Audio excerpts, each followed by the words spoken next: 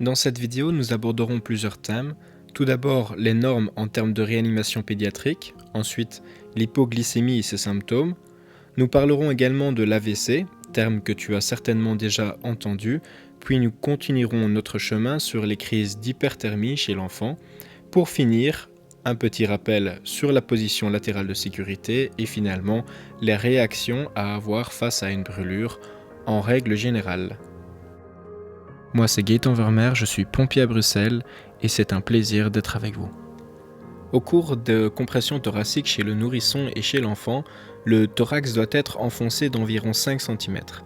La méthode de compression thoracique varie pour les nourrissons et pour les enfants.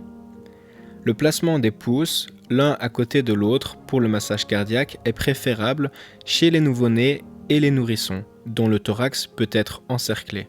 Les pouces doivent se superposer s'ils sont utilisés chez de tout petits nouveau-nés. Chez les nourrissons, on utilise 2 doigts.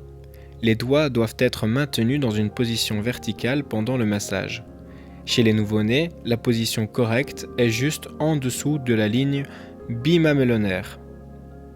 Pour le massage cardiaque, chez un enfant, la position des mains se fera soit à une main, soit à 2 mains, comme pour l'adulte, en fonction de sa corpulence. Rappelons que lorsqu'on réalise les insufflations lors d'une réanimation cardio-pulmonaire chez un adulte, on placera la tête en hyperextension, sauf s'il y a une notion de trauma. Pour le nouveau-né et le nourrisson, on placera la tête en position neutre, c'est-à-dire le regard perpendiculaire à l'axe du corps, et ce, afin que ses voies aériennes supérieures restent ouvertes durant les insufflations. On réalisera donc, dans un premier temps, 5 insufflations, après quoi on fera ce qu'on appelle un body scan. Ceci signifie qu'on captera les moindres mouvements de reprise de vie du nouveau-né, nourrisson ou de l'enfant. S'il n'y a pas de signe de vie, alors on entame la réanimation cardio-pulmonaire, RCP, qui comprend plusieurs cycles de 15 compressions et 2 insufflations. Une personne en hypoglycémie réunira généralement 3 critères.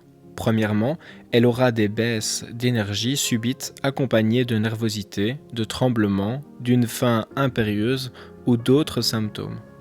Deuxièmement, sa glycémie, c'est-à-dire son taux de sucre dans le sang, sera inférieur à 60 au moment où les symptômes surviennent.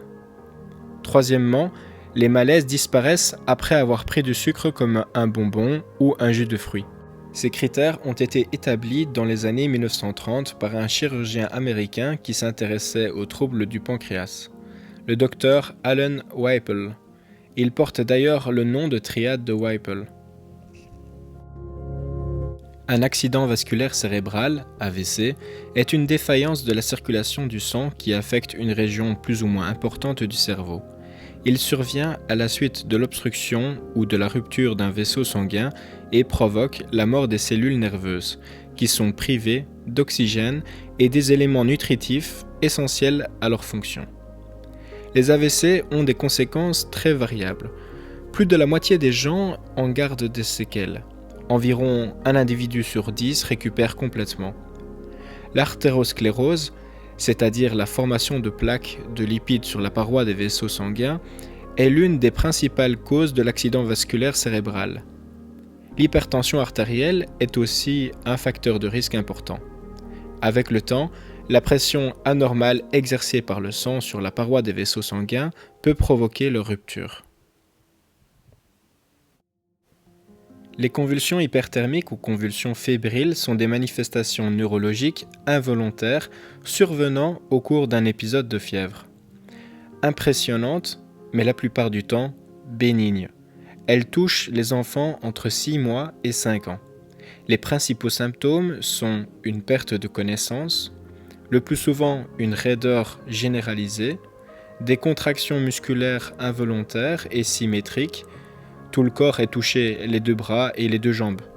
Une révulsion oculaire ou le regard fixe. Parfois, une modification de la couleur des lèvres et du visage, pâleur, rougeur ou lèvres bleues.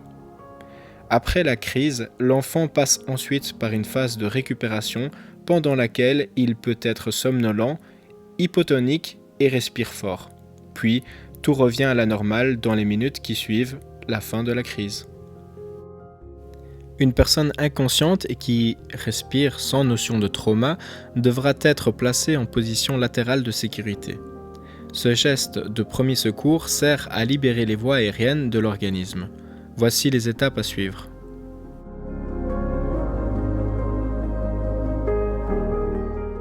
Lors d'une brûlure, pensez toujours à appliquer la règle des 3-15. Mettez la région touchée sous une eau à 15 degrés environ pendant 15 minutes à 15 cm du robinet, afin d'atténuer la sensation de chaleur. L'eau permettra de limiter la propagation de la chaleur autour de la brûlure.